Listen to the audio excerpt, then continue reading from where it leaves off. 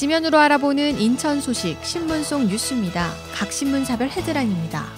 먼저 인천일보는 인천공항의 항공정비 산업을 가로막는 법안이 발의되자 지역사회 반발이 거세지고 있다고 보도했는데요. 협치기구인 시민정책네트워크는 항공안전은 뒤로 한 채 지역주의만을 내세우는 구태정치라고 비판했고, 주민단체는 인천공항 MRO 유치를 위한 법 개정을 요구했다고 전했습니다. 중부일보는 인천시가 설 연휴인 오는 11일부터 14일까지 24시간 종합대책반을 운영한다고 전했는데요. 종합대책에는 코로나19 특별방역과 응급의료 등 12개 분야의 세부 대책이 담겨 있다고 보도했습니다. 경인일보는 부평 미군기지 등 철거 위기의 근대 건축물 등 문화재가 아닌 인천 역사 문화자원이 정부의 제도적 보호체계 속으로 들어오는 길이 열린다고 보도했는데요.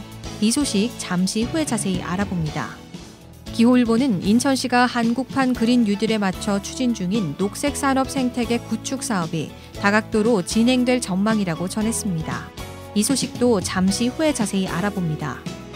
그럼 경인일보 기사 자세히 살펴봅니다. 문화재청이 지난 8일 새해 업무 보고에서 비지정 문화재까지 포함한 역사문화자원을 전수조사하고 보호를 위한 법 제도적 기반을 마련하는 포괄적 보호체계를 추진한다고 밝혔다고 보도했습니다. 문화재청은 이날 근현대 유산의 하나인 미군기지를 언급했으며, 이번 문화재청 계획은 미군기지처럼 현 제도권 밖에 있는 자원까지 범위를 넓혀 보호 활용한다는 게 핵심이라고 전했습니다. 인천시 지정 문화재 가운데 근대 건축물은 7건이고 등록문화재인 건축물은 6건이라고 전했는데요. 시가 지난해 5월 목록으로 만든 50년 이상 된 근대 건축물은 300건으로 대다수가 제도권 밖이라고 신문은 보도했습니다. 다음은 기호일보 기사 자세히 살펴봅니다.